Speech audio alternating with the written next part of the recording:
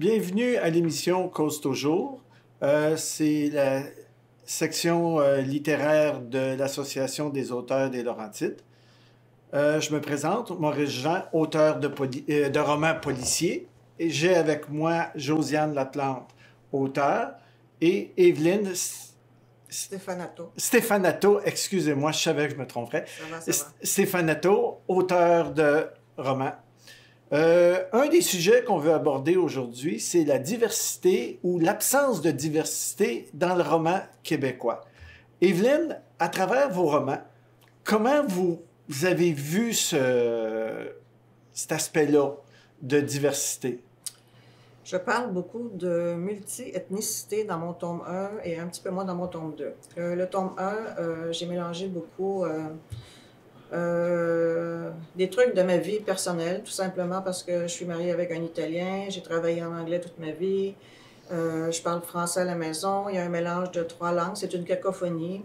J'ai des amis qui sont partout sur la planète. J'ai travaillé dans le monde de l'aviation pendant plus de 25 ans. Alors, mes amis proches de l'aviation qui ont pris leur retraite ou qui sont déménagés en Australie ou à San Diego, nous restons toujours en contact. Alors, je vis avec ce melting pot. Alors, j'ai mis beaucoup de sang pour représenter mon tome 1. C'est l'histoire, c'est Quattro Passions insatiables. C'est une histoire, un roman polymorphe. Il y a beaucoup de thèmes dans mes livres. C'est sûr que je suis partie avec une idée de faire un roman en mettant de l'érotisme dedans.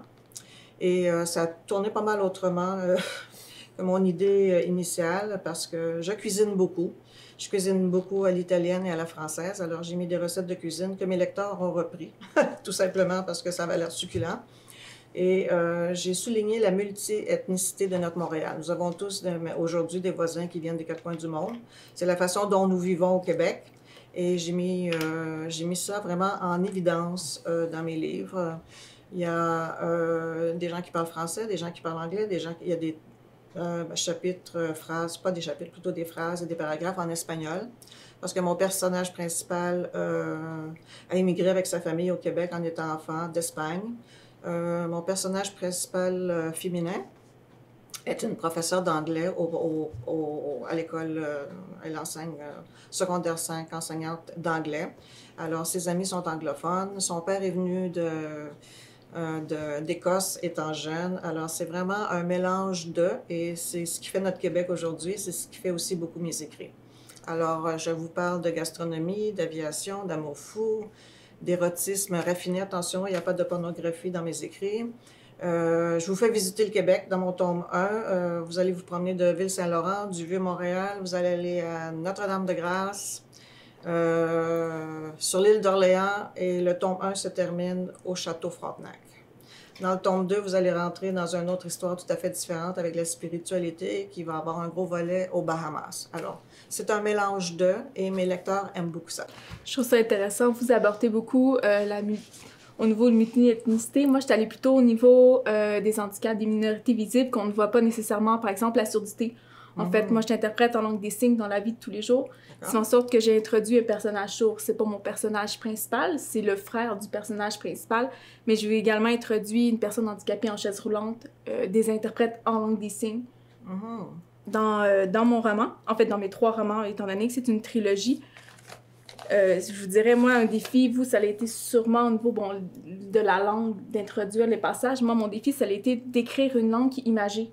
D'écrire la langue des signes, qui est une langue qui se passe autant par un haussement de sourcil peut signifier quelque chose, de le rendre à l'écrit.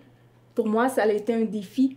Ça a été quelque chose de particulier à faire aussi, sans caricaturer non plus. Et surtout, je dirais, peut-être que le plus gros défi, c'est d'éviter de tomber dans un livre théorique quasiment sur le langage des sourds. Parce que si tu prends 3 chapitres pour expliquer, 3 paragraphes pour expliquer qu'il a voulu dire « non, je suis pas d'accord », le lecteur va probablement trouver ça un peu dur.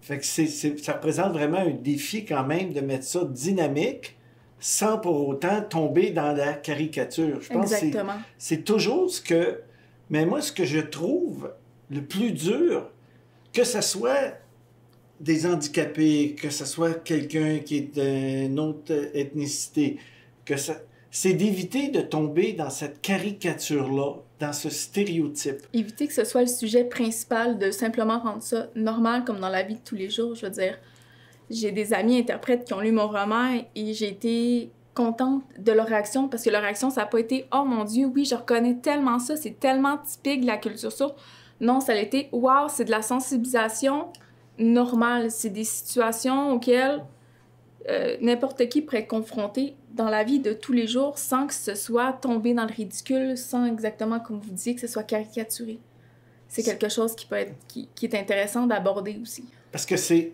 trop facile de tomber puis de dire, tu sais, OK, bon, c'est comme on discutait préalablement de ça, est-ce que quelqu'un peut être obèse parce que c'est sa réalité, sans pour autant qu'on mentionne à tous les 3 chapitres qu'il était épuisé en montant un escalier, qu'il avait de la misère à passer quelque part? C'est pas la réalité des personnes qui sont obèses nécessairement, là. Peut-être que la personne obèse est plus en forme que vous, puis vous le savez pas, justement, parce que dans le cadre dans lequel vous êtes présentement, vous n'êtes pas en situation puis, ça fait... de démontrer. Les stéréotypes dans la société sont durs à casser. Hein? Puis, on vit avec ça tous les jours. On les voit, on les assimile pas toujours comme il faut. Et c'est seulement quand on connaît quelqu'un.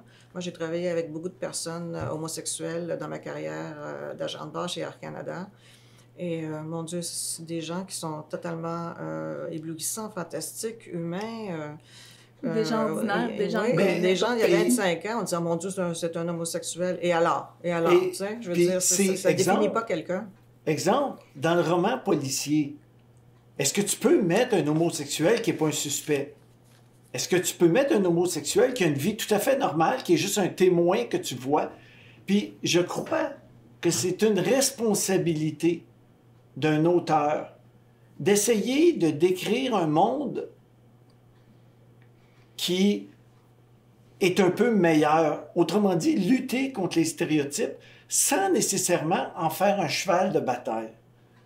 Faire de la sensibilisation sans que ce soit ce qui ressort du roman nécessairement.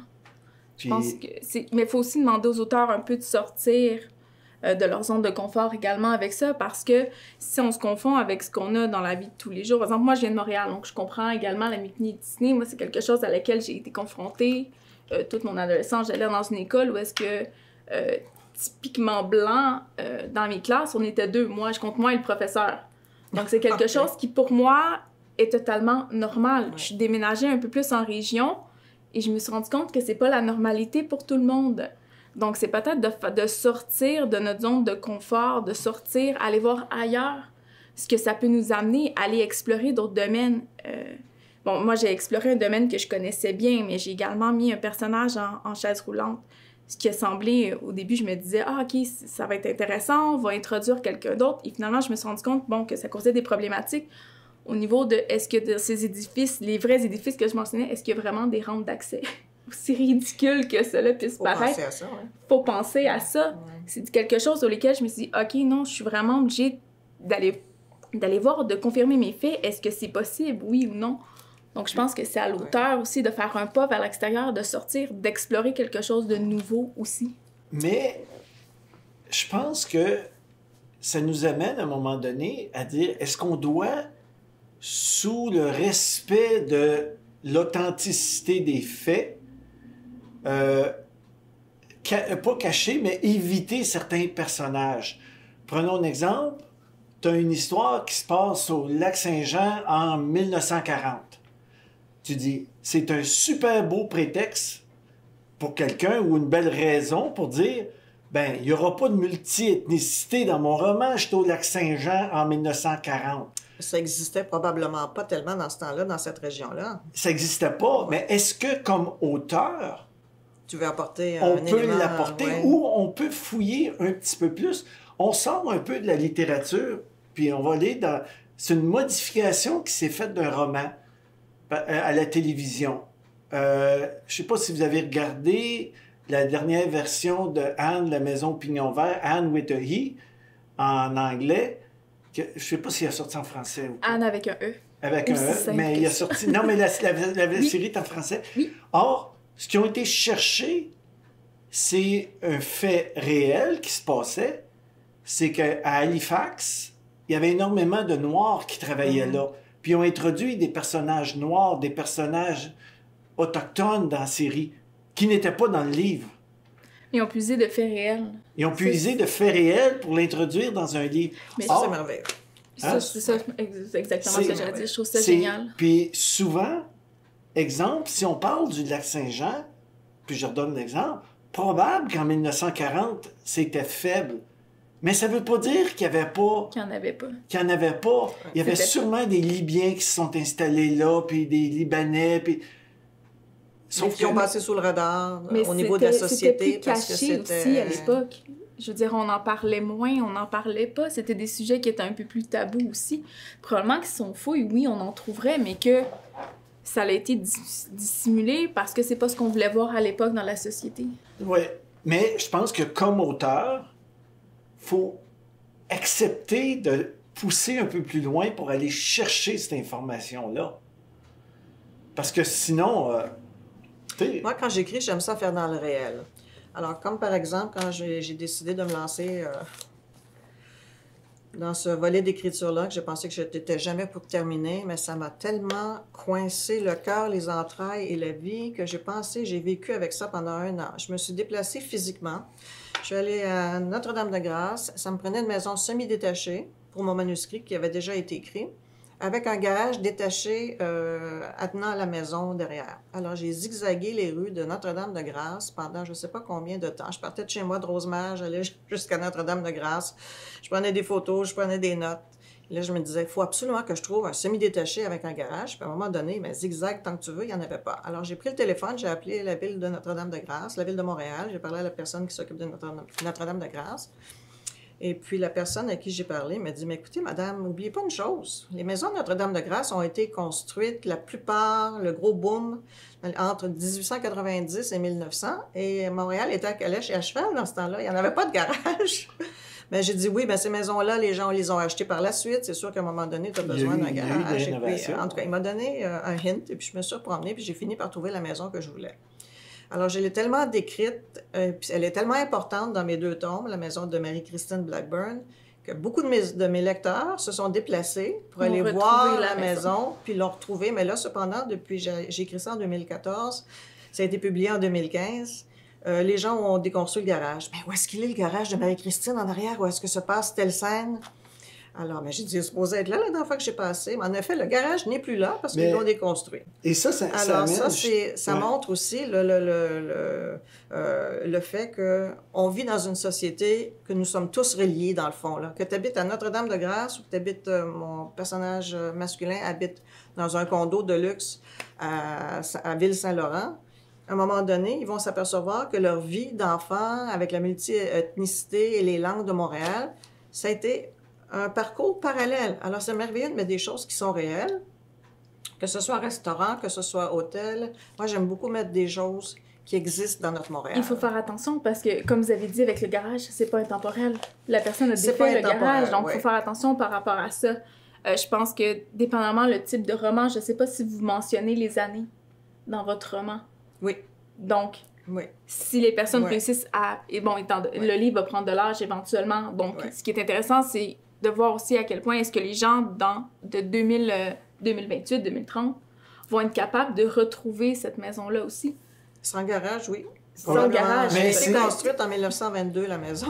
Parce que c'est le défi, c'est un défi, ça, d'essayer d'être le plus authentique possible. Voilà. Par contre, à un moment donné, comme exemple... Dans mon roman, Mes amis Facebook, je parle d'une école à Montréal. Puis, pour éviter des discussions, pour éviter que pourquoi tu as pris telle école et autres, puis j'ai créé ma propre école. Ah, OK. OK? De toutes pièces. Ça fait que il y a des faits qui sont excessivement réels. Qui se produisent dans toutes les écoles, sans nécessairement que ce soit titré à une école qui met l'emphase là-dessus. Une école. Il y a des phénomènes... tu sais, au niveau du respect. Exemple, le roman commence avec une tempête le 1er avril. En 2011, le 1er avril, il y avait effectivement une tempête de neige. C'est un fait, puis je trouvais intéressant de respecter ce fait-là. Par contre, je trouvais que prendre une école en particulier, ça m'enlevait une certaine flexibilité. J'aimais mieux créer puis dire cette personne-là était directrice de l'école, ce que j'aurais pas pu faire avec une école qui existe déjà. Élargi votre champ d'action du côté littéraire. Tu crées à l'intérieur du nouveau, tu mets à l'intérieur de ce qui existe, tu crées du nouveau que tu mets. Exemple, je parle de politiciens qui sont pas vraiment les vrais politiciens de l'époque, parce que tu peux pas mettre un politicien complice de meurtre ou autre, il paraît que c'est pas bon à faire. Moi aussi, j'ai exactement un peu fait la même chose. C'est le maire de Montréal, alors je voulais pas non plus m'attaquer à une personne, à une notoriété publique de la sorte, donc j'ai moi aussi été... créer quelque chose, mais je pense que ça permet de laisser un peu plus place à l'imaginaire des gens aussi, parce que c'est pas quelque chose auquel on s'attend. Tu sais, oui, on s'entend qu'au niveau du gouvernement, bon, il y a beaucoup de ragots, de complots, de ci, de ça, mais au niveau des meurtres, comme vous dites et tout, c'est toujours un peu plus délicat, c'est toujours quelque chose qu'on n'abordera pas nécessairement, donc de se laisser une certaine flexibilité par rapport à ça. Ça, je pense aussi que c'est du devoir de l'auteur un peu de, justement, comme on a mentionné par avant, de pas mettre l'emphase sur quelque chose. Avoir mis le nom d'une école, ça n'aurait absolument rien apporté à votre roman. Je veux dire, mis à part le fait de parler contre cette école-là, pour cette école-là, ou de créer un débat. Puis, c'était pas ça le but. Le but, c'était d'imager des faits, des choses qui sont réelles dans toutes les écoles, un peu. Puis c'est un peu, si on retourne à ce qu'on disait au début, c'est au même titre qu'on arrive à inventer des personnages politiques, qu'on arrive à inventer, dans certains cas, c'est des restaurants qui existent, mais pour les besoins de la chose, on va se créer un nouveau restaurant parce qu'on a besoin d'un restaurant libanais à tel endroit. On a deux choix, on va aller le créer ou bien on l'invente. C'est plus simple l'inventer, puis dire, le monde va dire c'est quoi. Fait qu'à un moment donné, t'arrives à le créer, bien, c'est la même chose, comme on disait, avec certains personnages. Ils n'ont pas besoin d'exister puis être essentiels au roman, mais c'est important d'avoir cette diversité-là, je pense, dans nos romans, qu'on arrive à créer. C'est drôle, moi je fais tout le contraire de ce que vous êtes en train de dire. Les 3 restaurants nommés dans mes 2 tomes existent vraiment, ils ont pignon sur rue. Le restaurant Quattro est un restaurant très chic dans le Vieux-Montréal. L'histoire débute là dans le tome 1. Il y a un autre restaurant sur la rue Saint-Denis qui existe encore vraiment aujourd'hui, qui s'appelle Artigiani, qui est une pizzeria en face du Rideau Vert, qui est là aujourd'hui. Les personnages qui sont nommés dans mon livre existent vraiment. C'est les 2 propriétaires, un qui est chef, l'autre qui s'occupe des clients. Et le 3e restaurant a malheureusement brûlé depuis l'apparition de mon tome 1 sur le marché, mais c'était pour moi le meilleur restaurant italien à Montréal qui s'appelait... J'ai un petit blanc de mémoire sur le coin de Chabanel et de la rue Saint-Laurent, dans le quartier de la Guinée. Ça a brûlé et j'ai mis vraiment exactement à la décoration le nom du propriétaire. Et ces gens-là m'ont donné une décharge que je puisse utiliser. Oui, ça c'est... Alors, naturellement, les gens qui ont lu mes romans m'ont dit « Ah, mais Madame Stefanato, c'est vrai, je suis passée sur la rue Saint-Laurent, je l'ai vu Artigiani. » C'est merveilleux. Alors, c'est bien aussi que les gens soient capables d'avoir une connexion avec le réel. On garde l'idée et on vous revient après la pause.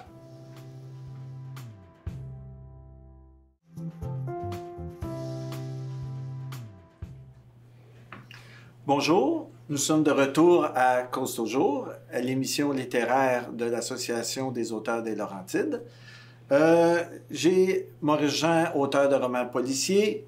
Nous sommes avec Josiane puis Evelyne, qui sont eux aussi des auteurs.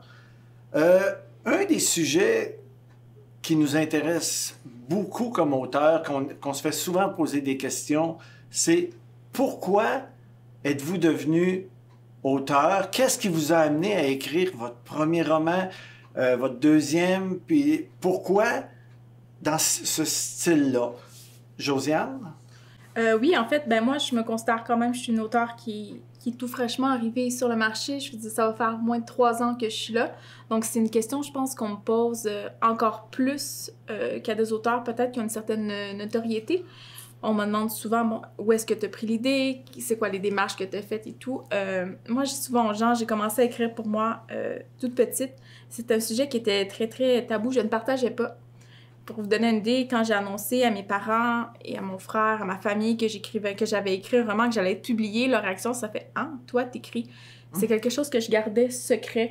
Autant que des auteurs qui sont comme moi, toute ma famille le savait. Moi, c'était quelque chose que je gardais pour moi et que justement, j'ai hésité avant de me lancer. Donc, étant donné que j'ai plusieurs difficultés, je suis quelqu'un qui est dyslexique, je suis dysorthographique et je suis TDAH. Donc, c'est souvent un mix qu'on n'entend pas souvent parler. C'est souvent quelque chose que les gens n'associent pas à la littérature. N'associent pas au fait de « Ah, mais t'es dyslexique, t'es dysorthographique, lire et écrire, c'est pas pour toi. » Pourtant, c'est quelque chose que j'adore et qui, bon, vont venir surprendre le monde, d'autant plus que j'ai réussi à publier et tout. Donc, moi, je vous dirais, moi, c'était vraiment un besoin intrinsèque. C'est quelque chose que je me vois pas vivre sans écriture encore aujourd'hui. C'est quelque chose qui est un besoin pour moi. Je suis toujours en train d'écrire, toujours en train de penser. Je suis dans mon auto. OK, mais tel personnage, je préfère ça. C'est un besoin viscéral et de fil en aiguille avec les gens qui m'ont entourée, je suis devenue à m'exposer, à partager, à oser faire le pas. Parce qu'on doute toujours un peu de nos capacités, peu importe qui on est. Je pense qu'on n'a pas... le doute fait partie de l'écriture. Absolument.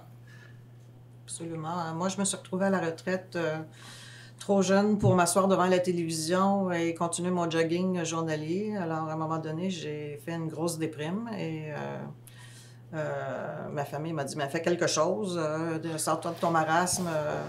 Écris un livre, Evelyne, t'écris tellement bien. Ben oui, mais pour écrire un livre, t'as beau bien écrire, ça prend un sujet, ça prend des recherches. Moi, je suis une personne très précise dans la vie, ordonnée. Alors, ma famille m'a poussé dans le dos. Je me suis retrouvée avec un cahier Canada, avec des feuilles blanches de 5 cm, 10 cm, et puis j'ai commencé à écrire à la main mon tome 1. Alors, je dois vous dire que quand j'ai terminé mon manuscrit, il y en avait 708 pages d'écrit à la main. Après recherche sur le terrain, et là j'ai eu la piqûre. J'ai eu la piqûre quand j'ai eu le temps de décompresser, de m'asseoir, de mettre des idées sur papier, et là, quand ça a parti, ça a été fulgurant, l'histoire m'arrivait dans la tête, ça a déboulé d'une façon incroyable. À un moment donné, j'ai eu un creux. Comme tu disais tantôt, j'ai eu un creux et j'ai mis ça de côté. Je me suis dit, c'est trop puissant, c'est trop beau, il y a trop d'émotions, c'est trop rose, il y a trop d'érotisme, il y a trop de gastronomie. J'ai mis un volet aviation dans mon tome 1 qui dit exactement ce qui se passe dans le cockpit d'un avion d'Air Canada. Exactement du côté pilote. Alors, il y a beaucoup de gens qui ont accroché à ça. Mais comment vous avez fait pour décrire ça aussi précisément? C'est vraiment... j'aurais jamais pensé que ça se passait comme ça dans un cockpit. Alors, c'est sûr qu'à un moment donné, l'histoire a déboulé, elle s'est terminée. Puis là, quand je me suis assise après 1 an de travail intense, là, de nuit, de pensée en tête, d'en enlever 4 pages, de le mettre de côté, ça vient te prendre des entrailles et bénir le travail de rédaction d'un roman. Moi, je donne un exemple d'arrêt. Mes amis Facebook ont été arrêtés pendant près de 2 ans. Mais en réalité, il a été arrêté plus que ça. Parce que l'idée initiale, c'est un roman que j'avais commencé à écrire, puis que, tu sais, oui, j'écrivais, puis personne ne savait que j'écrivais des romans. En 1990 à peu près. Je voyageais, puis quand j'étais dans l'avion, j'écrivais, puis j'avais toutes mes notes. J'ai encore l'original de mes amis Facebook qui s'appelait Le Carnet d'amis, parce que ça se passait des années 90. Mais ça a jamais débouché, j'avais trop de choses. Mais après ça, je me suis relancé dedans, puis... Vous avez pris le temps.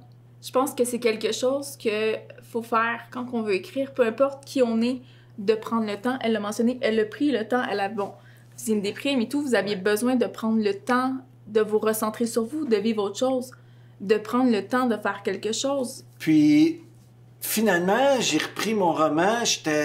On était en vacances dans le sud. J'avais tout amené mon roman.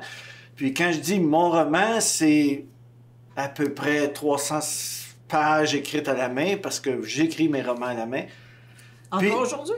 encore aujourd'hui. Oh, misère de misère. Moi, je me suis juré, je ferais plus ça après Non, longtemps. non, mais j'écris la première version à la main. OK. Ça J'écris... vous a pris combien de temps? Combien ça vous prend pour retaper par la suite? Ah, ben, je tape. J'écris à la main, je tape, puis j'en fais un peu. Puis une fois que j'ai écrit le roman à la main, que je l'ai mis, je l'imprime à double interligne, puis là, je repasse au travers. Puis là, des fois, entre une page, il va en avoir 8 qui vont s'insérer. Mais mes amis Facebook, à un moment donné, je relisais, puis je dis, où est-ce que je m'en vais? Finalement, j'ai décidé de prendre à peu près les 50-60 dernières pages que j'avais. Puis, il y avait une belle poubelle où on était dans le resort, puis ça s'est ramassé là. L'avez-vous regretté plus tard? Jamais. Non, d'accord. Puis, il y a quelqu'un qui m'a dit, t'as jeté 40 pages de... J'ai dit, j'ai jeté 40 pages de mauvaises histoires. Il le fallait. Je suis capable de réécrire 40 pages de mauvaises histoires. Ça fait qu'à un moment donné... Moi, je suis méga conservatrice, je veux dire. Même mes premiers essais ont été écrits à la main jusqu'à temps que je me rende compte que je dois les retaper à l'ordinateur. Ça m'a découragée. C'était beaucoup trop long. Ou je commençais une phrase et je la changeais, je la modifiais. Voilà. Qu'au final, il n'y avait rien qui se ressemblait. Mais j'ai tout gardé, tous mes textes. J'ai des boîtes et des boîtes de textes que je me dis, éventuellement, un jour, je vais reprendre, mais vous l'avez fait. Donc, je me dis... Il y a des idées, des fois, qu'on part sur quelque chose et que là, j'imagine que, bon, le carnet d'amis a modernisé en amis Facebook. C'est quelque chose que vous avez repris aussi, mais qui vient démontrer aussi que c'est un sujet qui est assez intemporel. Qu'on peut utiliser autant, c'est juste, bon, les plateformes changent, évoluent au fil du temps, mais encore ça là, reste le même sujet. J'avais lu, il n'y a pas si longtemps, un des romans que Stephen King a écrit. C'est 22-11-63. Celui où il parle de la mort de Kennedy, puis qu'il y a une série d'ailleurs qui joue là-dessus, qui commence. Mais lui, ce qu'il a dit, c'est que cette idée-là de roman, celui-là, il dit, je l'ai eu en 1970, alors qu'il n'avait pas écrit un roman encore. Puis il dit, pour être capable de le faire, de le sortir comme je veux le sortir, ça m'a pris 40 ans. Il l'a laissé tremper comme il faut dans sa tête. 40 ans à tremper dans ta tête. Puis il a expérimenté plusieurs voix, il a expérimenté plusieurs façons d'écrire aussi, il a pris de l'expérience, il a pris Puis il y a aussi que pour écrire ce roman-là, il y avait 30 recherchistes à plein temps pendant 3 ans. Oh, ça aide beaucoup, hein? Mais il voulait être sûr que le côté réel de son roman soit réel. Ça peut donner une idée si pour Stephen King, on a 30 recherchistes pendant 3 ans, ce que peut représenter le travail pour un auteur qui a moins les moyens d'investir dans 30 recherchistes que je pense qu'il n'y a pas beaucoup d'auteurs qui ont les moyens d'investir. Non, c'est ça, mais le temps que ça peut prendre à quelqu'un, simplement vérifier un fait ou une parcelle de quelque chose qui pourtant a l'air d'un détail dans le livre, mais qui est un détail qui peut faire le changement. Le livre que j'écris présentement, il a fallu que je le prenne pour le déplacer de 2 ans uniquement. Pourquoi? Parce que ça se passe dans le monde policier. Puis à un moment donné, j'ai dit, coudonc, trop des hommes et autres, j'ai dit, je peux-tu mettre une femme? Sauf que dans l'année que ça se passait, il n'y avait pas encore une femme qui avait été policière à Montréal. Bon, j'ai dit... C'est pour ça que vous avez changé la date. Je peux-tu tricher juste un petit peu? Oui, OK. On va le tricher de 2 ans, ça ne change rien à l'histoire, puis c'est correct. Sauf que là, j'étais en pleine correction, puis là, des fois, hop, on parle de 15 ans. Ben non, c'est 17 ans. OK, il faut tout que je corrige mes dates parce que Une subtilité peut avoir un impact, effet boule de neige sur la suite du roman pour simplement un détail qui, à la base, semble insouciant. Bon, 2 ans, c'est rien, 2 ans. Moi, je dirais, le roman que j'écris présentement, j'ai mis un personnage qui adore les films. Au début, je me disais, c'est facile, les films, c'est accessible. Tout le monde aime ça. Tout le monde aime ça, oui, c'est génial. OK, mais bon, il est sorti je parle de tel film. Est-ce qu'il était sorti en telle année? Ouais. Est-ce qu'il était sur VHS? Est-ce qu'il était sur DVD? Et sur quel format? Est-ce qu'il était sur un 8-track? Sur quel format il était? OK, est-ce que les clubs vidéo, ça existe encore? OK, oui, c'est bon. Est-ce que, bon... tout jamais la recherche. Technologique, c'est vraiment pointu et précis. Oui, et tu travailles sur ton sujet. Souvent, c'est ça. Ça fait partie du travail d'un auteur. Mais personnellement, je trouve que le côté recherche, c'est un côté que je trouve sécurisant. Tu sais, pourquoi? Parce que tu vérifies, tu obtiens des faits, puis là, tu te confortes là-dedans. Par contre, quand tu viens pour écrire, des fois, tu écris, puis, tu sais, personnellement, mes livres, moi, j'ai la chance d'avoir ma blonde qui passe à travers, qui a été prof de français, et puis des fois, elle regarde, puis elle passe à travers, là, puis elle commence à faire, puis elle fait une belle barre à côté, là, puis elle dit... Je comprends pas ce que tu veux dire. Ça marche pas. Parce que avoir des bonnes idées... On est dans notre tête. Quand on écrit, on est dans notre tête, on est dans notre monde, on est dans le monde qu'on est en train de créer, puis on se dit, OK, oui, ça. On est dans une bulle hermétique. Pour nous, c'est clair, sauf que la personne qui est de l'autre bord du plastique, ça veut pas dire qu'elle voit la même chose que toi. D'ailleurs, la ligne. Tu sais, dans Portefeuille en série, je me suis pas gêné, j'ai bien marqué, j'ai dit une dédicace, voyons, qui est à Linda, qui a réussi à rendre compréhensible pour les lecteurs le fruit de mon imagination. Parce que si ça n'avait pas été le cas, je m'excuse, là. Bon. Autrement, ce ne serait pas tenu ça comme il faut. Puis ça, c'est peut-être le conseil que je donnerais à peu près à n'importe qui veut écrire. Prends ce que tu as écrit, puis donne-le à du monde pour qu'ils lisent, mais pas nécessairement à du monde là, qui vont dire « Ah, c'est bon ce qu'on t'a écrit. » Moi, c'est ce que j'ai fait. Je l'ai donné à quelqu'un qui me connaissait sans me connaître nécessairement. Je l'ai passé à une collègue avec qui je faisais des arts martiaux et c'était mon ostéopathe. Donc, elle me connaissait un peu, connaissait un peu ce que j'aimais sans savoir qui j'étais vraiment au plus profond de moi. C'est pas quelqu'un avec qui, bon, j'avais passé des soirées interminables ou où j'avais eu des discussions.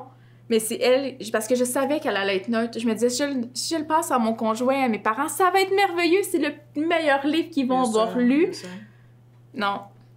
Je trouve qu'il faut savoir s'entourer de personnes qui sont neutres, honnêtes, capables de passer des commentaires constructifs, capables de faire justement, de démêler ce qu'on veut dire, capables de remarquer des subtilités, des choses qui, pour nous, on est tellement immergé de faire comme « Oh, attends une minute, là, sors un peu de ton monde, là, parce que ça fonctionne pas, telle chose. » ou... Puis, on tombe souvent dans... C'est ça qu'il faut. C'est ce détail-là de compréhension. Nous, on sait ce qu'on veut passer comme... Puis, quand quelqu'un arrive puis dit « Tel personnage-là, qu'est-ce qu'il vient faire dans ton histoire? » Alors que pour toi, c'est clair, net et précis. Et là, pour moi, ça a été un choc dans les premières versions, quand le monde me dit ça. Absolument. Là, tu dis, Absolument. Ben voyons donc. Il est super important. C'est lui qui fait telle action, alors que les autres n'ont pas remarqué. Tu sais. Il y a un aquarium dans mes 2 livres. Un aquarium qui part du plafond, qui va jusqu'au plancher, qui est rond. C'est une beauté. J'ai vu ça dans un magazine Forbes une fois que j'étais sur un vol et ça m'a frappé. Puis je me suis dit, moi, si je gagne la loterie, je ne vais pas aller m'acheter une voiture de 100 000 $. Je vais m'acheter cet aquarium-là puis je vais le mettre dans ma chambre à coucher parce que ça doit être totalement merveilleux de voir des poissons illuminés avec des sirènes et des ponts en céramique. Ça doit être une beauté incroyable, moi qui adore l'océan. Alors, j'ai mis ça dans mes 2 romans. Puis je disais à mes auteurs, voulez-vous me décrire? Puis c'est clair, je le décris très bien. Ah, parce que c'est un aquarium, il est carré, il est... je pense qu'il n'y a pas une personne qui a vu la justesse de ma description. Mais j'ai dit, voyons, Marie-Christine tourne autour de l'aquarium. Mais... Il va du plafond au plancher. Il y a 56 poissons dedans. Ça peut pas être un petit aquarium comme ça, là. Mais c'est ça. Lecteurs, il y en a plusieurs qui n'ont pas lu ça. Alors, oui. la thématique de ce que tu veux représenter, quand c'est écrit, ça ne veut pas dire que la personne qui lit va du tout avoir la même image. La même perception de la chose également. Jamais. Ça, c'est un des points. Comme auteur, on écoute ce que les lecteurs nous disent, puis des fois, on est surpris. Oui. Exemple, il y a quelqu'un qui me parlait de mes amis Facebook, qui est un roman policier. C'est une enquête policière. Et qui me dit, c'est un des plus beaux romans sur l'amitié que j'ai vu. Et c'est pas ça du tout. Ben oui, ça l'est. Oui. Lui, Ah, ça l'est. lui, l'a. il l'a perçu de Mais pour cette... vous? Mais Non. moi, oui, ça Ah oui, l'était. oui. Mais Mais c'est quand je une l'ai enquête écrit, policière. je n'ai pas écrit un roman sur l'amitié. Il y a une amitié dedans, oui, Ouais. il y a des relations humaines et autres. On développe les personnages. Sauf qu'on s'aperçoit que nos romans, ce qu'on visait puis ce qu'on obtient ne sont pas toujours la même chose. Non. Tu sais, puis comme auteur, tu as deux choix. Tu te dis, ah bien, OK, je suis capable d'écrire sur l'amitié, ou bien tu te dis, ouais, ben la prochaine fois, là, il va le tuer, puis ça va être fini. Tu sais, c'est... L'optique littéraire est tellement différente d'une personne à l'autre. Hein. Ça dépend de ta vie, ça dépend de tes émotions du moment, ça dépend de Mais je pense que les gens, mille quand, et une choses. quand les gens vont prendre le temps de lire, ils vont vivre aussi, ils vont avoir leur vie en parallèle, donc ils vont venir mettre les Exactement. éléments de leur vie, les émotions qu'ils vivent sur le moment. Exactement. Ils vont venir mettre tout ça un peu, ils vont l'apporter dans le roman que nous, on a créé. Donc, ils vont apporter leur bagage, leur vécu, tout ce qui est derrière eux, ils vont l'apporter dans le roman. Donc, j'ai l'impression que c'est ça ils viennent ajouter de la couleur sur un œuvre que nous, on a mis sur papier. Ça fait en sorte que des fois, ils n'ont pas la même perception.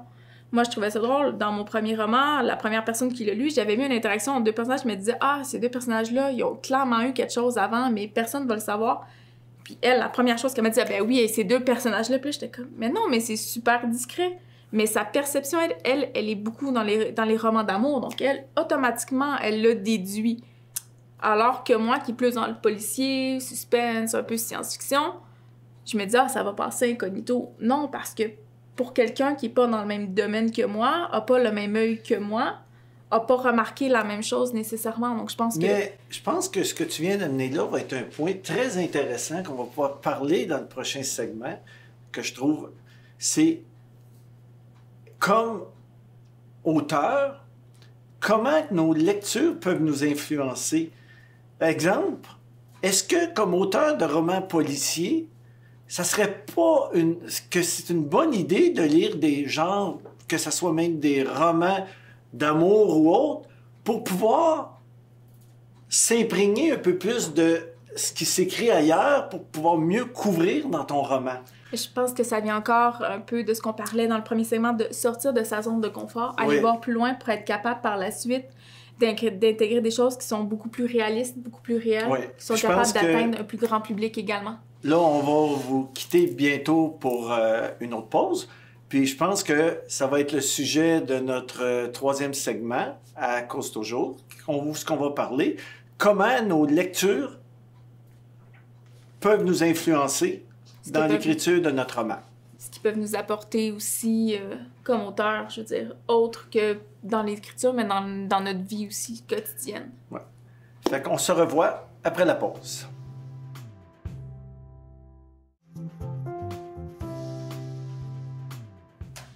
Bonjour, bienvenue au dernier segment de notre émission littéraire des auteurs des Laurentides. On vous avait quitté en parlant des lectures en tant qu'auteur, qu'on fait, qui ont influencé notre écriture et qui pourraient influencer notre écriture.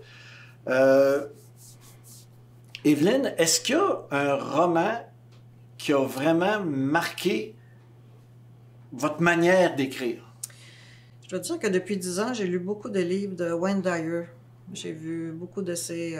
mais il est décédé il y a peut-être 4-5 ans maintenant. C'est un homme extraordinaire, un médecin, un psychologue. Il a un parcours de vie très inhabituel et il parle beaucoup de spiritualité. Et moi, j'ai une connexion spirituelle depuis très petite, très puissante, et j'en ai jamais parlé de toute ma vie. Ma mère me disait, parle pas de ça, tu n'auras plus d'amis, tu vas te faire mettre de côté, tu vas être intimidé, blablabla. Bla, bla. Alors, j'en ai jamais parlé. Et le tome 1 et le tome 2 de Quattro, ça parle beaucoup de spiritualité, d'angéologie, de vie après la mort. Et ça parle que l'amour vrai passe le cycle des réincarnations. L'amour vrai ne meurt jamais. Et mes lecteurs qui ont acheté le tome 2 me sont revenus avec un tsunami de commentaires sur le réseau. « Madame, vous avez changé ma vie. Madame, je sais maintenant que je vais voir mon mari qui est décédé du cancer. Je vais le voir à un moment donné. La vie ne s'arrête pas. » J'ai ouvert une facette dans le tome 2, toujours avec l'histoire de Marie-Christine et de Franco qui continue. Et Mais c'est tellement différent. Et tes lectures que tu as faites ont oui, Wayne Dyer. influencé beaucoup ton écriture? Oui. Pas le tome 1, parce que le tome 1, je voulais faire une histoire d'amour avec du suspense, avec de la gastronomie, avec de l'érotisme. Mais est-ce qu'il y a un roman qui a influencé ton tome 1? Ta manière d'écrire? Ou des romans qui ont influencé ta manière d'écrire? Non. Peut-être l'histoire, comme le parcours de Stéphane Alix, qui est un journaliste d'enquête. Son frère est mort en Afghanistan sur une bombe artisanale et ça a totalement bouleversé sa vie. Il voulait communiquer avec son frère et il a pris des moyens extrêmes pour essayer d'ouvrir ce volet-là de vie après la mort et de communication avec les morts. J'ai lu tous ses romans et ça l'a un peu déteint sur moi pour le tome 2. Alors, mes propres expériences, plus certaines lectures, soit de Wayne Dyer, soit de Stéphane Alix. Et dernièrement, je ne sais pas si vous connaissez le docteur Jean-Jacques Charbonnier, qui est anesthésiste réanimateur en France, qui a commencé il y a plusieurs années à écrire des livres à propos des commentaires de ses patients qui réanimaient et qui dit « Docteur, je suis allé de l'autre côté. J'ai vu ma mère, je suis sortie de mon corps, j'ai vu le building, je vous ai vu parler à l'infirmière, j'ai vu ci, j'ai vu ça. » Et un commentaire, 2 commentaires, 25 témoignages, 2500 témoignages. À un moment donné, il a commencé à se gratter la tête et a fait des livres à propos de ça. Et ça, ce sont des livres réels. Alors moi, naturellement, dans mon tome 2, je parle de mes expériences réelles, de spiritualité, qui n'a rien à voir avec la religion, attention. Ouais. Et puis, oui, ça me frappe encore aujourd'hui, là. Oui. Josiane, y a-tu des romans qui ont influencé ta manière d'écrire ou ton besoin d'écrire? J'ai des auteurs qui sont venus vraiment me toucher. Jodi Picoult, Dominique Demers, Madame Laborie qui a écrit Le Cri de la Mouette, qui est beaucoup venu m'influencer dans mon besoin d'écrire sans nécessairement avoir aucun rapport avec le style que je fais. C'est des auteurs dont j'aimais le style, donc j'aimais la façon d'écrire, la façon d'apporter les choses. Jodi Picoult qui se base énormément sur des faits réels. Des faits vécus, romancés, mais c'est tous des faits réels. Ma vie pour la tienne, par exemple, qui est concernant l'histoire de 2 sœurs, une leucémie et tout. C'est des romans que j'ai adorés, qui m'ont influencée, mais je pense beaucoup plus en tant que personne avant qu'en tant d'auteur. J'ai pas l'impression que je me suis inspirée d'un auteur pour écrire mes romans, dans le sens que j'ai pas un style conventionnel d'écriture, je suis un peu en dehors de la marge. Donc, je pense pas, mais ça m'a influencé en tant que personne. Donc, je pense que en tant que personne, les choix que je fais aussi vont venir un peu influencer les choix que mes personnages vont prendre, les chemins qu'ils vont prendre, les chemins qu'ils vont emprunter. Mais vous, Monsieur Jean? Ben, moi, étrangement, le roman... D'ailleurs, c'est le seul roman dans ma vie que j'ai lu 5 fois. Bon, c'est Les Misérables. Qui est loin du style de ce que vous faites. Non, c'est une enquête policière, Les Misérables. On ne se le cachera pas, c'est un roman policier. Bon. C'est quelqu'un qui traque un criminel, puis on discute à savoir qu'est-ce qui est misérable. C'est-tu correct de traquer un criminel? Es-tu criminel ou pas? Mais ça demeure un genre d'enquête, mais c'est une enquête sur la société. Mais la description des personnages qu'on voit, le rôle que chacun a joué. Et l'autre point, c'est que c'est un roman que j'ai lu une première fois à 20 ans, à 30 ans, à 40, à 50, puis à 60 ans. Je sais que vous ne l'avez pas perçu de la même façon. On ne le perçoit pas du tout de la même manière. Puis ça, c'est ce que j'appelle intéressant d'un roman. Puis là, tu dis, comment, sans nécessairement, j'ai pas l'ombre d'une prétention de dire que j'ai écrit quelque chose qui ressemblait aux Misérables ou proche des Misérables. Là. J'en suis pas rendu là encore. J'espère qu'un jour, peut-être, mais la manière que les Misérables c'est couvert, parce que faut pas oublier, une des choses intéressantes dans Les Misérables, c'est bien qu'il y a des centaines de personnages. Au total, on s'aperçoit que tout gravite alentour de 7-8 personnes. Puis écrire sur 7-8 personnes seulement à travers un roman de 1000 pages, c'est un exploit. Puis c'est un défi que je me suis lancé. À un moment donné, j'écrivais comme mes amis Facebook. À un moment donné, là, j'étais rendu avec tellement de personnages que j'ai dit... Moi, je pense que quand il y a trop de personnages, c'est trop. Tu perds le fil à un moment donné. Et quand tu dois aller 4 chapitres en arrière, coudonc, c'est qui ça, Josiane? Je me rappelle pas. Je me souviens Josiane pas. est avec Paul, mais je suis pas certaine. Puis là, arrêtez la lecture reculée. Fait que là, c'est là Pour qu'à moi, un ça, moment c'est donné, terrible. c'est là que tu dis, OK, j'ai quelqu'un qui fait ça, j'ai quelqu'un qui fait ça, puis j'ai quelqu'un qui fait ça. OK? Puis ça, c'est justement un roman comme Les Misérables ou autre, qui se passe avec peu de personnages considérant l'ampleur, qui, le même personnage, porte plusieurs chapeaux, puis transporte plusieurs valeurs. Puis je pense que comme auteur, c'est un défi que je me suis toujours donné. Mais je pense qu'on s'inspire sans s'inspirer. Vous vous êtes inspiré des Misérables, bon, il y a peu de personnages, sont concrets, sont concis, ils ont plusieurs chapeaux, on est capable de... Donc, ce que vous avez essayé de faire, c'est de vous en inspirer dans, OK, moi, ce que je vais faire, je vais essayer d'avoir peu de personnages sans nécessairement prendre...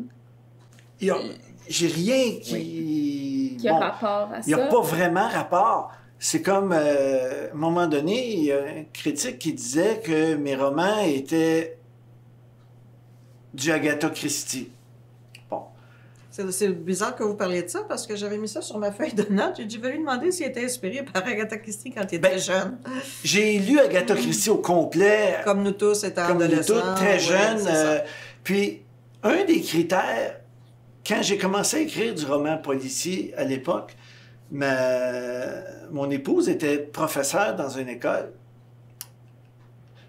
Puis, ce qu'elle disait, c'est, on peut-tu avoir un roman policier québécois qu'on va donner aux élèves en secondaire 3 et qu'on n'aura pas 50 appels de parents?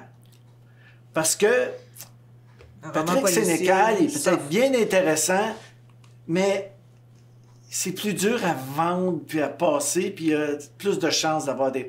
Donc, mais je pense que c'est beaucoup en lien avec la société. Si on pense, par exemple, au Conte interdit, donc qui a fait scandale quand même au niveau du conte Hansel et Gretel, bon, je pense que c'est ce que la société, tu sais, comme présentement, il faut faire attention avec ce que la société véhicule, ce qu'on veut véhiculer également. Je veux dire, moi, je me souviens, quand j'étais enfant, il y a des romans que j'ai lus à l'adolescence qui, aujourd'hui, ne passeraient pas du tout.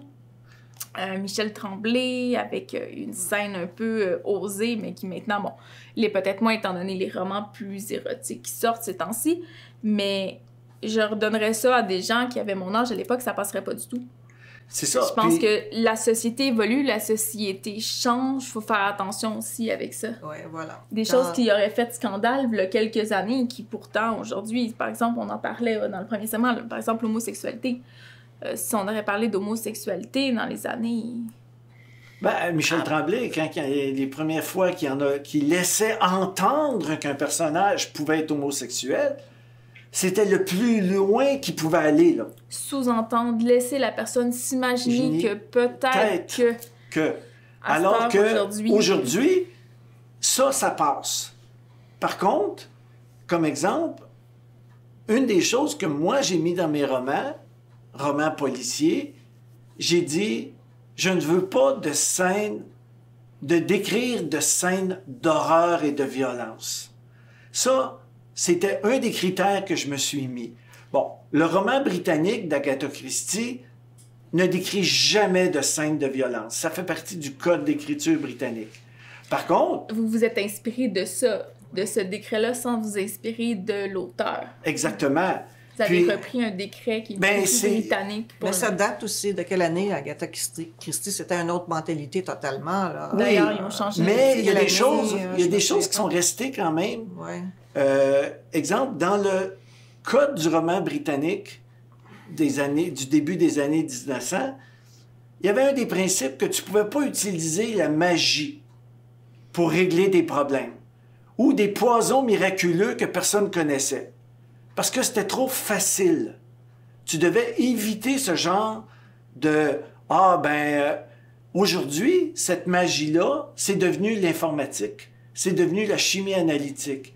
Tu veux faire quelque chose de facile, tu dis Il a été capable de créer un virus, il l'a envoyé sur l'ordinateur de l'autre, puis il a réussi à savoir tout ce qu'il avait fait au cours des derniers mois. On utilise beaucoup plus la technologie pour ce qui était avant un peu plus considéré comme de la magie pour se faciliter. Mais on dit souvent n'importe quoi. Tu sais, en tant que chimiste professionnel, je me suis toujours amusé à écrire aux auteurs pour leur parler puis leur dire Tu peux pas mélanger ces deux tu molécules. peux pas savoir qu'avec une analyse d'ADN que la personne avait 32 ans. Non. Tu peux pas. Tu sais, ouais, mais ça fitait mieux dans mon histoire. Tu peux pas. Tu sais, Et ça, je pense que ça vient encore à l'auteur de faire ses recherches puis de confirmer. Moi, je parle d'un code informatique, je parle d'adresse IP. Et je suis allée voir mon conjoint qui est programmeur à faire « Hé, hé, on va s'asseoir, on va discuter un peu, puis tu vas m'expliquer comment ça fonctionne parce que je veux pas justement qu'il y ait quelqu'un qui lit ça, qui fasse « Non, non, moi, je suis programmeur, fille, puis ça marche pas. » Je pense que c'est la recherche aussi, je pense que c'est une part de l'auteur de s'assurer un peu de la véracité de ses faits, de ce qu'il dit, d'apporter aussi un aspect réaliste. C'est sûr que dépendamment le type de roman qu'on fait, c'est quand même une porte de sortie qui est facile puis accessible. Dépendamment. Oui, si tu débordes un peu non plus, c'est pas tous les lecteurs qui vont remarquer. Parfois, les gens sont tellement pris dans l'histoire que si tu mènes une information X, Y, Z qui est pas sûre ou vérifier à 100%, les gens vont passer par-dessus. Oui, mais parce quand que c'est un je veux élément... juste savoir comment l'histoire va finir. C'est tellement plein de suspens. Je me suis couchée à 2 h du matin. Oui, mais Elle quand parlait c'est de ça, un mais qu'est-ce que élément ça veut dire? important, tu sais, je veux dire, L'élément si important, c'est autre chose. L'aspect, si c'est le virus que tu as envoyé, mais là que tu as besoin des molécules, c'est ça qui fait qu'on trouve la personne, tu sais, l'ADN. Bon, l'ADN, on connaît l'âge. OK, tu fais OK, ça marche plus ou moins. Moi, je me souviendrai toujours les fameux épisodes CSI à la télévision. J'étais embaumeur dans le temps. À chaque fois que je regardais un épisode de CSI, j'étais découragée parce que je me disais, mais non, c'est tellement pas ça avec les défunts. Je travaillais dans ça. un laboratoire de chimie analytique. Puis, à un moment donné, il y a quelqu'un qui vient nous voir, puis il avait dit « Oh, ben on a une goutte d'huile qu'on a trouvée, je l'ai mis sur un bout de papier. » Il dit « Tu peux-tu me dire si ça vient du moteur, puis de quelle partie du moteur? » Je le regarde, puis je dis « Je te dis, c'est qui l'opérateur aussi, puis ce qu'il a pris pour déjeuner? » Tu sais, il me regarde, puis il dit « T'es capable? » Non, je suis pas capable. Tu sais, c'est... Mais faut éviter... Il y a des limites. Faut éviter dans un roman, personnellement, puis ça rentre dans le principe du roman britannique, t'inventes pas un nouveau virus, une nouvelle chose qui va arriver puis qui va te donner des réponses. Hey, moi, là, j'ai inventé une petite puce que je peux mettre puis je suis capable de lire son ordinateur à distance. Bon. Si c'est ça qui te permet d'écrire ton roman, tu peux le faire. Alors, du J.K. Rowling qui s'est assise à sa table, qui a écrit des choses totalement inventées, C'est tout qui à n'a fait... jamais fait de recherche. Elle a c'est sorti inventé de sa un tête. univers au complet. Oui. Elle n'a pas ajouté un élément... Elle n'a pas ajouté un magicien dans un roman d'amour. Ou ajouté un magicien dans un roman policier. Non, comme moi, j'ai pas ajouté non plus dans un roman d'amour et de suspense et de gastronomie et de voyage et non plus. C'est sûr que tu vas rester dans ta ligne de mire. Elle est restée dans sa ligne. Oui. Je pense que les recherches sont zéro pour J.K. Rowling. Ça s'est assise, elle a inventé ça dans sa tête. Elle ne s'est pas déplacée comme moi j'ai fait pour trouver vraiment des endroits spécifiques. Je sais pas à quel point elle ne s'est pas inspirée de certains endroits. Moi, je la connais pas particulièrement. C'est pas un auteur que... Je respecte énormément le travail qu'elle a fait, mais c'est pas un auteur que j'affectionne dans la lecture. La façon dont c'est écrit pour quelqu'un qui est dyslexique est très, très difficile à suivre, au même titre que le lettrage dans ses romans. Donc, c'est pas malheureusement un livre que j'affectionne. Faudrait que j'essaye en audio, peut-être que ça passerait mieux. Mais non, on les connaît si on a des enfants. Plus. Beaucoup plus. Moi, c'est sorti quand j'étais pas mal à l'école. Donc, c'était pas mal le must. Oui, j'étais un petit peu plus en retard. Donc, c'était vraiment le must et tout. Donc, Mais je pense qu'elle a fait peut-être de la recherche peut-être plus d'une façon différente. Au lieu de rechercher des endroits qui étaient réels, quand tu les décris une fois, tes endroits qui sont faux, il faut que tu t'assures de les décrire tout le temps de la même façon.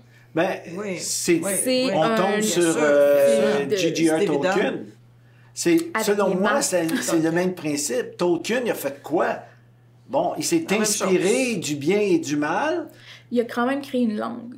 Il a créé des langues. Je dis, c'est quelqu'un qui tout créé, mais ça, c'est un autre monde. Puis ça, je fais une distinction. J'ai beaucoup de respect pour... J'ai créé un monde, j'ai créé un pays, j'ai créé ici, t'as donné... Quand tu définis tes balises d'écriture ou de lecture ou autre, c'est correct. Moi, comme je mentionne, il y a des choses qui me dérangent dans la lecture, puis c'est suffisant pour le mettre de côté, un roman, si je vois que, souvent c'est du détail, là, mais inventer des nouvelles choses qui ne marchent pas, ça me bloque. Mais je pense que comme auteur, il faut savoir respecter un certain cadre aussi. T'sais, si on lance notre livre, bon, il est dans tel style et tout, peu importe qui on est, de pas déroger à tout chambouler pour aller dans un autre style. Ça, je pense que ça peut faire perdre le lecteur, puis ça peut faire perdre... je veux dire, il faut savoir où est-ce qu'on s'en va un minimum pour pouvoir être capable d'exposer aux autres ce qu'on est en train de créer, peu importe que ce soit du réalisme, que ce soit de la science-fiction. Si on est capable de savoir où est-ce qu'on s'en va, on peut apporter le lecteur jusque-là. Si on ne sait pas dans quelle branche on s'en va, qu'on zigzague de tous côtés, comment est-ce qu'on peut amener quelqu'un qui a pas la même perception que nous, qui a pas le même bagage que nous, comment est-ce qu'on peut l'amener à entrer dans quelque chose si on ne sait pas nous-mêmes où on va? Oui, je pense que c'est important de définir son cadre de travail. Et d'y rester. Et d'y Lors rester. de la rédaction. La plus grosse erreur, d'ailleurs, que j'ai vue, que plusieurs auteurs qui ont commencé à écrire, c'est de dire que dans ce que tu essaies d'écrire, il y a peut-être 3 romans. OK? D'épurer.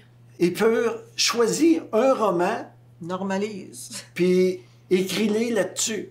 Ça donne rien de penser à écrire un roman de 600 pages quand tu as 3 romans de 200 pages dans ton histoire. Fait que simplifie. Ça, c'est une question d'optique aussi.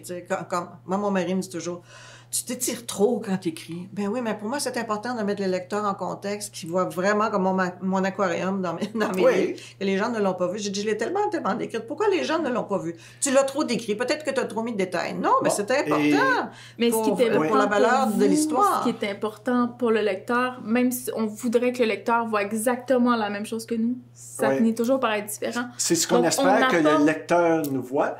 Et c'est sur ce mot-là qu'on va terminer l'émission. Je remercie, merci la TVCL, et l'Association des auteurs des Laurentides. Ils font un travail formidable. On se revoit à une autre émission. Merci.